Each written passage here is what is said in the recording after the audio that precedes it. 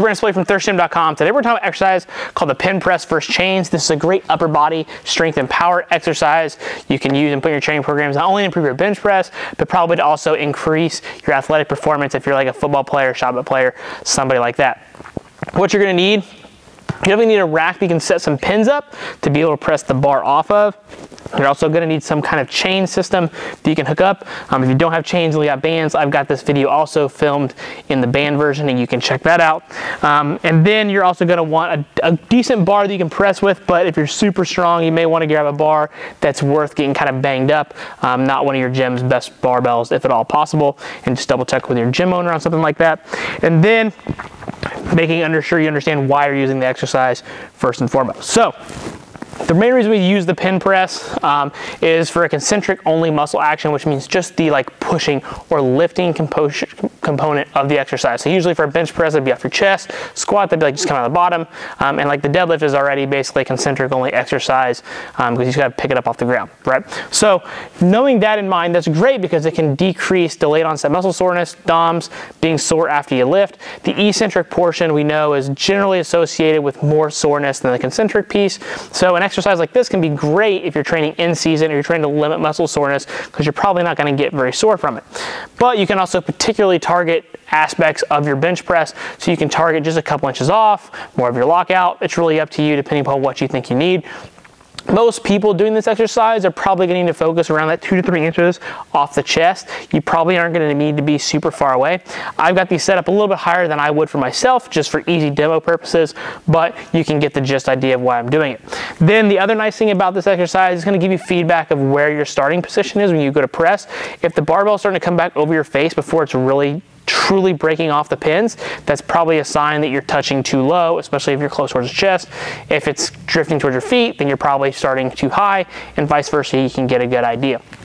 So what we're going to do is we're going to get down here in our regular bench press position, have our feet locked in, hands locked in, knuckles towards the ceiling. We're going to set our back, make sure this guy is right like above where I would normally touch. Again, like so it's a little bit higher than me, so it's going to be a little bit towards me more than it would if it was on my chest.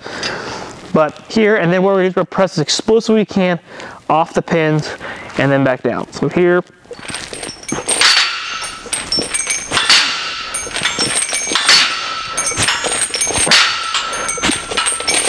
just like that.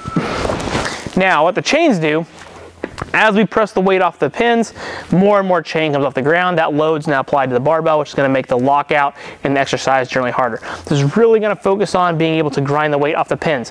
The difference from this than the bands are constantly pulling the barbell into the pins.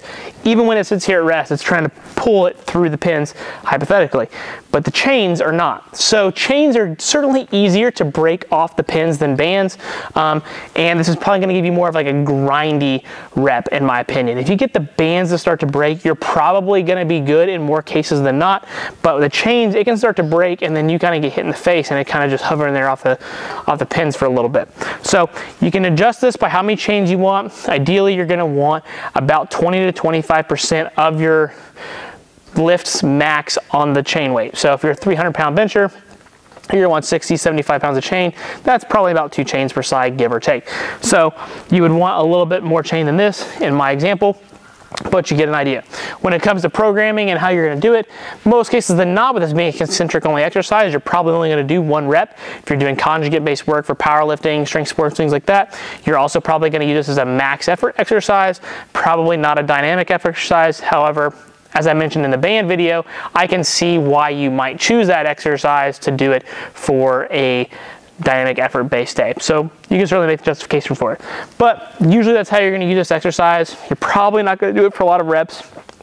You might do it for a set or 2 or 3. Again, I think you could justify that. But generally you're only going to do it for 1 rep, and then use this to gauge how you're doing, or use this after your main bench press work. Come to this and focus on just doing some singles, trying to blast through that striking point, and that will hopefully help your bench press. So if you got any questions about this exercise, setup, implementation, anything like that, please feel free to leave them in the comment section. Thanks. Have a great day.